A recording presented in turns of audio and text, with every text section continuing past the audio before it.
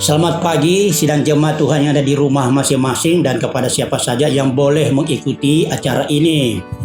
Salam Philadelphia, salam damai sejahtera, salam sehat. Ketemu kembali dengan saya, Pendeta Feki Mawuntuh. Saya akan memberitakan kebenaran firman Allah dengan tema jiwa yang tertekan dan gelisah. Tema jiwa yang tertekan dan gelisah. Mari kita berdoa. Terpuji-pujilah Tuhan Yesus. Sebelum kami mendengarkan firman Allah, kami mohon Tuhan memberi kami pengertian oleh kuasa Roh Kudus. Urapilah kami semua hamba-Mu untuk menyampaikan isi hati Tuhan, kebenaran firman Allah yang hebat dan dahsyat, yang penuh dengan kuasa ini, yang bisa menolong setiap jiwa yang tertekan dan gelisah. Di dalam nama Yesus Tuhan. Haleluya, haleluya. Amin. Puji Tuhan. Mazmur 42 ayat 6. Mengapa engkau tertekan hai jiwaku dan gelisah di dalam diriku? Berharaplah kepada Allah, sebab aku akan bersyukur lagi kepadanya, penolongku dan Allahku. Mazmur pasal 42 ayat 6 sama dengan pasal 42 ayat 12. Dan sama bunyinya dengan Mazmur 43 ayat 5. Lembaga Alkitab Indonesia memberi judul Kerinduan kepada Allah. Di dalam konteks perikop Mazmur 42 dan 43. Sekali lagi, Mazmur 40 dan 43 itu satu perikop. Lembaga Alkitab memberi judul Kerinduan kepada Allah. Mazmur ini adalah Mazmur Bani Korah. Ada kemungkinan ada salah satu keturunan Bani Korah yang ada di pembuangan di Babelonia. Dia merindukan untuk kembali ke Yerusalem. Dengan maksud apa? Dia rindu masuk ke bait Allah untuk nyanyikan pujian dan syukur dia kepada Allah. Sekalipun dia masih ada dalam pembuangan, tapi itulah kerinduan dia. Nah, pada kesempatan ini saya melihat dari sisi bagaimana cara mengatasi jiwa yang tertekan dan gelisah. Ya, bagaimana cara mengatasi jiwa yang tertekan dan gelisah. Begitu saya perhatikan ayat demi ayat dalam konteks ini, ya, kita bisa mendapatkan apa yang sebenarnya kita harapkan dalam konteks ini.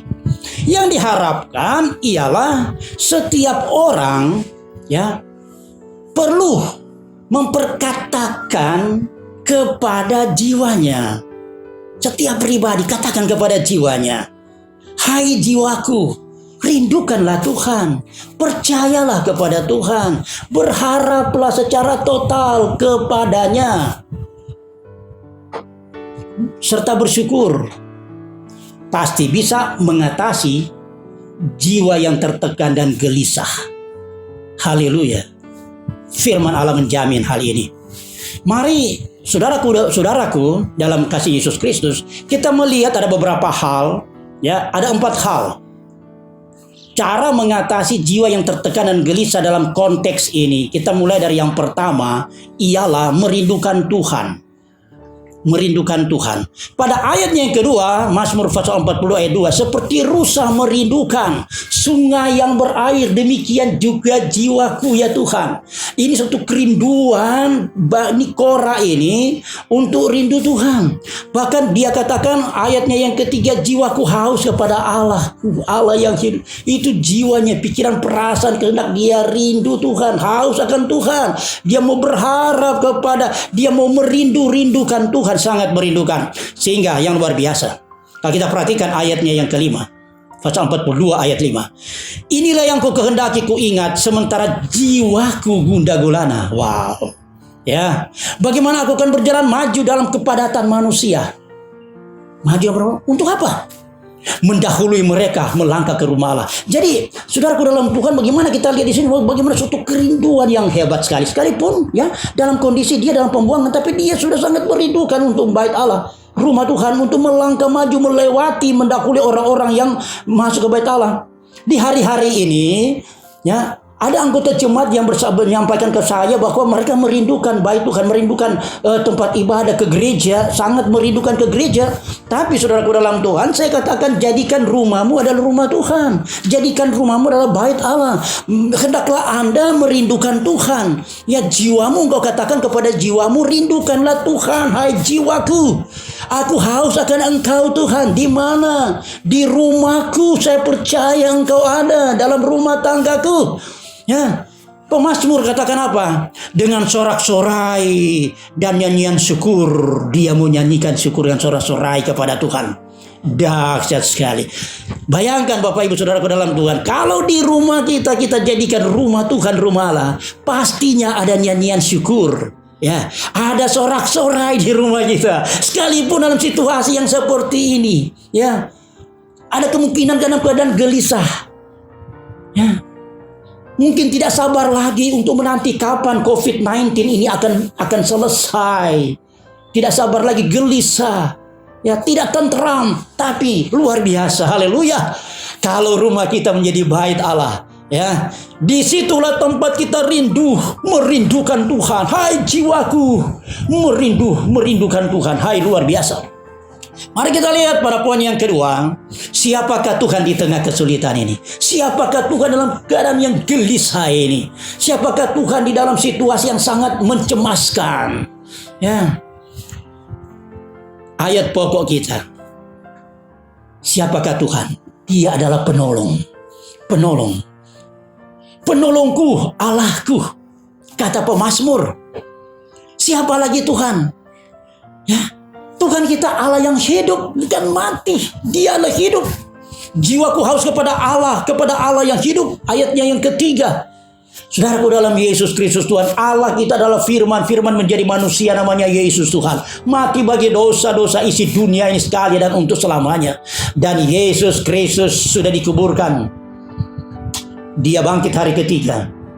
Dia hidup. Iman kita tidak sia-sia. Di situasi yang seperti iman kita tidak sia-sia. Sebab apa? Kita punya Tuhan Allah kita hidup. Yang itu namanya Yesus Tuhan kita. Dia hidup. Iman kita tidak sia-sia sebab Tuhan kita hidup. Dahsyat sekali. Itulah sebab di situasi seperti ini, percayalah bahwa Tuhanmu adalah Tuhan hidup.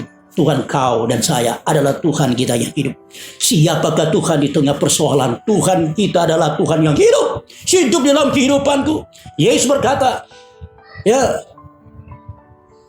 sesungguhnya di dalam Tuhan ada kehidupan. Wow, luar biasa.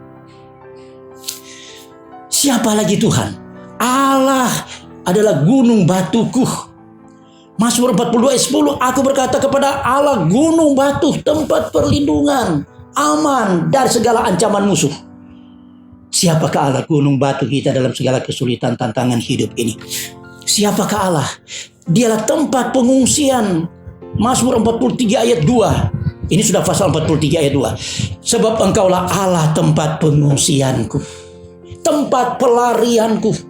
Kepada siapa saja, kepada siapa yang kita mau melarikan diri dalam situasi seperti ini? Ya, Tuhan kita tempat pelarianku. Referensi Nehemia pasal 1 ayat 7. Tuhan itu baik. Wow, luar biasa. Ia adalah tempat pengungsian pada waktu kesusahan. Di hari-hari ini sudah ada beberapa orang di berbagai tempat mengalami kesusahan. Tapi luar biasa, siapakah Tuhan di tengah kesusahan? Dia adalah baik. Dia baik, sungguh baik, amat baik. Dan bekerja mendatangkan kebaikan.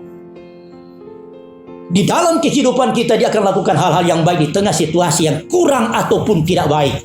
Yesus Tuhan kita akan lakukan hal-hal yang baik. Tempat pengungsian kita pada waktu kesusahan. Dan dia mengenal setiap pribadi yang mau datang berlindung kepadanya. Haleluya. Siapakah kita ini? Kita mungkin dalam keadaan kesulitan, tantangan, pergumulan hidup, dan kesusahan. Bangsa kita menghadapi situasi ini. Tetapi perlu kita ketahui, Tuhan kita baik di tengah kesulitan ini. Oh haleluya, haleluya. Dan sekian banyak miliar manusia di muka dunia, di muka bumi ini. Dia mengenal siapakah yang berlindung kepadanya. Haleluya. Poin yang ketiga, berharap dan berdoa kepada Allah. Di situasi seperti ini jangan sampai putus harap. Harapan kita kepada Tuhan, ya. Sesuai dengan ayat pokok ini, berharaplah kepada Tuhan, hai jiwaku. Berharaplah.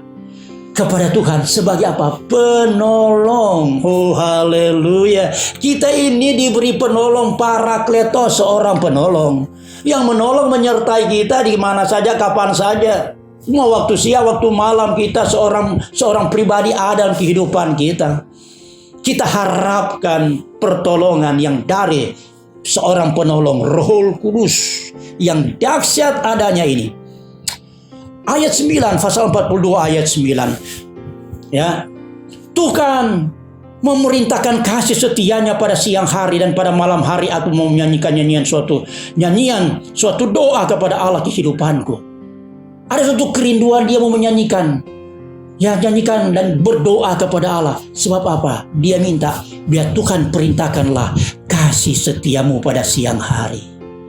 Saudaraku dalam Tuhan Yesus Kristus, marilah di tengah-tengah situasi seperti ini, kita harapkan kasih setia Tuhan. Ya, kasih manusia itu sangat terbatas, tetapi Tuhan itu setia dan sangat setia kasihnya bagi kehidupan pribadi keluarga kita. Dan marilah kita bersorak-sorak nyanyikan syukur pada waktu malam. Haleluya. Kita berharap kasih setianya. Tidak mungkin Tuhan mau tinggalkan, biarkan. Karena dia sangat mengasihi. Begitu besar kasih Allah Bapa akan dunia ini, Dia karuniakan anaknya yang tunggal, barang siapa yang percaya kepadanya tidak binasa, hidup-hidup yang kekal. Tuhan tidak biarkan kita binasa dengan situasi seperti ini. Oh haleluya. Dia akan nyatakan kasihnya. Dan puncak kasih Tuhan yaitu di atas kayu salib. Kasih yang tak terbatas. Kasih selamanya. Kasih yang mengampuni. Dahsyat sekali. Dan kasih yang bisa menutupi dosa. Kasih yang bisa mengadakan tidak ada menjadi ada. Itulah kita harapkan kasih Allah. Satu-satunya yang andalan harapan kita adalah Allah yang adalah kasih itu adanya. Dia sangat mengasihi kita. Kemudian apa? Yang kita harapkan adalah tuntunan Tuhan. Biarlah Tuhan yang menuntun kita. Tapi hal yang luar biasa nih, pemazmur Bani Korah mengatakan ayatnya yang ketiga, Mazmur 43 ayat 3. Suruhlah terahmu dan kesetiaanmu datang supaya aku dituntun, dibawa ke gunungmu yang kudus dan ke tempat kediamanmu. Wow, ini kan hebat. Dia dalam doa harapan itu, yang mengharapkan terang Tuhan, mengharapkan kesetiaan Tuhan untuk menuntun dia. Ini kan hebat. Ya. Terang Tuhan. Yesus mengatakan, akulah terang dunia. Barang siapa yang percaya kepadaku, dia memiliki terang hidup. Dia tidak berjalan dengan kegelapan. Berjalan terang itu. Berjalan dengan terangnya Tuhan. Ini luar biasa. Dari doa kita, dalam situasi sekarang seperti ini, biarlah terang Tuhan menuntun kita. Terutama, kita masuk di dalam hadirat Allah. Ke gunungnya yang kudus berbicara. Ke tempat mesbah doa, pujian, sembahan, bersyukur kita kepada Allah kita yang hidup. Allah yang setia, kasihnya luar biasa. Puji Tuhan. Apalagi yang diharapkan dalam situasi seperti ini. Ayat 4, Mazmur 43 ayat 4. 43:4. Maka aku dapat pergi ke mesbah Allah, menghadap Allah yang adalah sukacitaku dan kegembiraanku. Diharapkan di situasi seperti ini adalah sukacita, adalah kegembiraan. Haleluya. Firman Allah berkata, sukacita itu kekuatan, kata Nehemia. Sukacita Tuhan itu adalah kekuatan untuk menghadapi setiap persoalan, kesulitan, tantangan hidup. Ini mendoakan kita, jadi doa kita di mesbah doa. Engkaulah sukacitaku Tuhan. Biarlah Engkau beri suasana sukacita Tuhan. Kerajaan Allah adalah kebenaran, damai, sejahtera, sukacita oleh Roh Kudus. Kita alami secara pribadi. Dan di rumah kita bangun mesbah doa. Haleluya. Dan apa saudaraku yang kita harapkan? Sukacita, kegembiraan. Hati yang gembira adalah obat yang manjur. Apapun sakit penyakit yang mungkin karena bisa gelisah, bisa sakit ini mental, tetapi ketika hati kita gembira adalah obat. Kegembiraan itu sukacita. Kita harapkan itu sungguh-sungguh dari Tuhan. Terjadi di hari-hari ini. Hai jiwaku, mengapa engkau harus tertekan dan gelisah? Berharaplah kepada Tuhan Dialah sukacita kita. Dialah kegembiraan kita. Oh, dahsyat. Haleluya. Puji Tuhan. Saudaraku dalam Tuhan Yesus Kristus, ada Mazmur Daud. Mazmur 33 ayat 18. Ini Mazmur Daud. Apa yang Daud katakan? Sesungguhnya, oh, sungguh-sungguh Daud iman ini. Marilah ini kita sungguh-sungguh kita percaya hari ini. Tuhan tertuju, mata Tuhan tertuju kepada mereka yang takut akan Dia, kepada mereka yang berharap akan kasih setianya. Di mana Anda berada? Mungkin dalam keadaan kesulitankah? Tertekan. Mata Tuhan memperhatikanmu. Haleluya. Karena mata Tuhan tertuju orang yang takut, menghargai, menghormati Tuhan dengan sikap hati kudus, menyembah. Haleluya. Dan mengharapkan kasih setia. Hari-hari ini mari kita mengharapkan kasih setia Tuhan. Mata Tuhan tertuju kepadamu, tertuju dalam pribadimu, tertuju dalam keluargamu. Hal ini dahsyat. Saya berdoa di dalam nama Yesus, setiap pribadi keluarga kita alami kasih setia Tuhan dalam situasi seperti ini. Doa saya terjadi dalam nama Yesus Tuhan kita. Mata Tuhan memperhatikan kita. Karena kita tahu siapakah Allah kita, penolong kita. Kita tahu siapakah Allah kita itu hidup. Dan kasih-Nya itu selamanya untuk kita. Tiada terbatas. Dahsyat sekali. Nabi Yeremia mengatakan kepada umat-umat Tuhan yang ada di pembuangan pada waktu itu. Yeremia 17 ayatnya yang ke-7. Diberkatilah orang yang mengandalkan Tuhan. The blessed. Diberkati orang yang mengandalkan Tuhan, yang menaruh harapannya kepadanya. Di hari-hari ini mari kita berharap akan kasih setianya. Dengan iman kita berharap, kita diberkati. Luar biasa apa yang Tuhan katakan lewat firman Allah ini ayat 8 melalui Nabi Yeremia. Ia akan seperti pohon yang ditanam di tepi aliran air, yang merambat akar-akarnya ke batang air. Perhatikan. Dan yang tidak mengalami datangnya panas terik, kesulitan, persoalan, panas terik. Rasanya tidak bisa tumbuh lagi ini pohon kalau panas terik. Tetapi tidak mengalami datangnya panas terik. Karena apa? Akarnya merambat ke air. Pohon yang ditanam di tepi aliran air.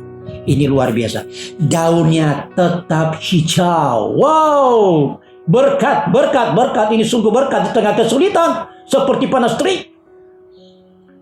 Tidak khawatir dalam tahun kering. Di tahun ini, 2020. Semua bangsa di dunia ini dilanda dengan COVID-19, virus corona.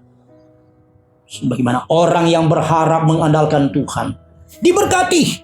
Terjadilah dalam nama Yesus Tuhan kita. Tidak perlu khawatir di tahun kering ini, dalam tahun kesulitan. Dan yang tidak berhenti menghasilkan buah, haleluya, berhasil menghasilkan buah. Tidak berhenti. Ada pohon yang mengenal musim. Tetapi dalam kitab Nehemia ini Tuhan berfirman melalui Yeremia, tidak mengenal musim, tetap berbuah sekalipun di tengah kesulitan. Itulah Allah kita, itulah Tuhan kita yang hebat. Dia menginginkan terjadilah keberhasilan. Berbuah, tetap berbuah. Mari kita berbuah-buah dalam roh, berbuah kasih, dan berbuah dalam hal-hal yang baik, dan mendatangkan kebaikan. Tuhan bekerja dalam kehidupan kita. Dan usaha apapun yang kita kerjakan situasi seperti ini pasti berhasil. Doa saya demikian dalam nama Yesus. Poin yang keempat, bersyukur lagi kepadanya. Dalam situasi ini harus bersyukur. Tidak ada kata lain. Ayat pokok kita, aku akan bersyukur lagi kepadanya. Kata pemazmur, aku akan bersyukur lagi. Hari ini kita bersyukur, besoklah lagi kita bersyukur. Minggu berikut lagi kita bersyukur. Bulan depan mungkin masih situasi seperti kita lagi bersyukur. Tetap bersyukur. Di situasi jiwa yang tertekan dan gelisah. Saudaraku, saya beri contoh Yesus Tuhan kita, haleluya. Matius pasal 16 ayat 38. Ketika Tuhan Yesus mengajak murid-muridnya untuk pergi di Getsemani, kemudian dia mengajak Petrus, Yakobus, Yohanes untuk bersama dengan berdoa di bukit Golgota. Lalu katanya kepada mereka, kepada muridnya, hatiku sangat sedih seperti mau mati rasanya. Yesus pernah mengalami bagaimana rasa sedih, gelisah yang sangat berat ketika dia berdoa. Barangkali Anda berdoa dalam kegelisahan. Firman Allah mengingatkan kita. Kita punya Yesus yang pernah berdoa di Taman Gesma dengan hati yang sangat sedih, seperti mau mati rasanya. Apalagi ayat 39, maka ia maju sedikit lalu sujud dan berdoa. Saudaraku dalam Tuhan, saya bisa katakan Yesus Tuhan mewakili segala kegelisahan dalam hidup pribadi keluarga kita. Kegelisahan keluarga, desa, kota, bangsa Indonesia dan bangsa-bangsa. Yesus sudah mewakilinya. Dia sudah bawa dalam doa, sujud dan berdoa dengan hati yang sangat sedih, mau mati rasanya. Luar biasa, saudara. Dia mewakili. Yesus Tuhan, dia wakili kita semuanya.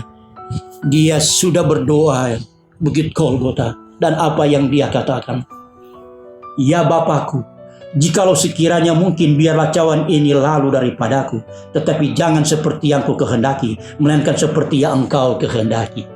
Apa yang terjadi? Yesus harus tanggung. Dia harus tanggung segala kegelisahan, segala tekanan yang menekan kehidupan kita. Dia sudah tanggung. Kalau boleh cawan ini lalu daripada aku, tetapi tidak, misi itu yang harus dia jalani. Yesus Tuhan kita sudah tahu betapa besar kasih Tuhan dalam pribadi keluarga kita. Ini yang kita perlu syukuri. Kita mesti syukuri hari-hari seperti ini. Motivasinya di doa Yesus ini. Dia sangat mengasihi kita. Dan saya percaya pasti dia tidak tinggalkan kita karena dia bangkit. Dia hidup. Haleluya. Puji Tuhan. Saudaraku dalam Tuhan Yesus, Rasul Paulus katakan dalam 1 Tesalonika 5 ayat 17, tetaplah berdoa. Situasi seperti ini mari kita tetap berdoa. Yesus sudah mewakili kita dalam kegelisahan kita. Dia sudah mewakili kita doa-doa. Mari kita tetap berdoa. Seperti pemazmur katakan tadi, aku akan bersyukur lagi kepadanya. Ya, bersyukur lagi. Nah, kita berdoa lagi sambil bersiap syukur. Sebab ayat 18, 1 Tesalonika 5 ayat 18, mengucap syukurlah dalam segala hal. Sebab itulah yang dikehendaki Allah dalam Kristus Yesus bagi kamu. Apa yang Tuhan kehendaki dalam situasi seperti ini? Bersyukurlah kepada Tuhan. Puji Tuhan. Saudaraku dalam Tuhan, jiwa yang tertekan dan gelisah pasti dapat diatasi oleh setiap orang yang merindukan Tuhan, yang percaya, yang berdoa, serta berharap secara total, bersyukur kepada Tuhan, sanggup mengatasi kegelisahan. Bersama Tuhan kita bisa. Puji Tuhan, mari kita berdoa. Terima kasih Bapa di surga, Engkau hebat, Engkau dahsyat adanya. Di situasi seperti ini biarlah kami berkata dalam jiwa kami masing-masing, hai jiwaku, rindukanlah Tuhan. Percayalah Tuhan adalah penolong, gunung batu. Tuhan adalah kasih yang luar biasa. Biarlah jiwaku berharap kepada kasih setiamu, penolongmu yang luar biasa. Dan biarlah kami boleh bersyukur. Di dalam doa kami boleh bersyukur. Itu adalah kehendak Tuhan dalam situasi seperti ini. Terpujilah Engkau pada surga. Engkau sudah mewakili segala kegelisahan kami di Bukit Golgota melalui doamu.